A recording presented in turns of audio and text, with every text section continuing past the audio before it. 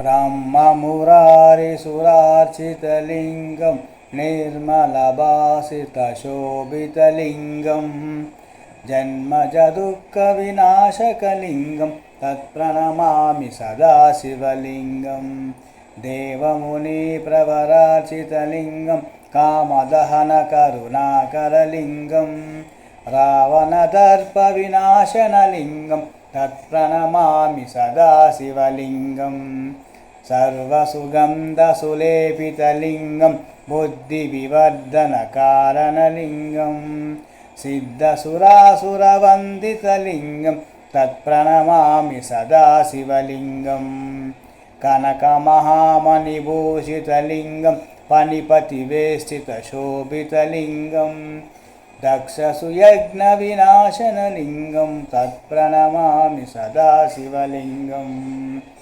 कुङ्कुमचन्दनलेपितलिङ्गं पङ्कजहारसुशोभितलिङ्गं सञ्चितपापविनाशनलिङ्गं तत्प्रणमामि सदा शिवलिङ्गं देवगणाचितसेवितलिङ्गं भावैर्भक्तिभिरेव च लिङ्गं दिनकरकोटिप्रभाकरलिङ्गं तत्प्रणमामि सदा शिवलिङ्गम् अष्टदलोपरिवेष्टितलिङ्गं सर्वसमुद्भवकारणलिङ्गम्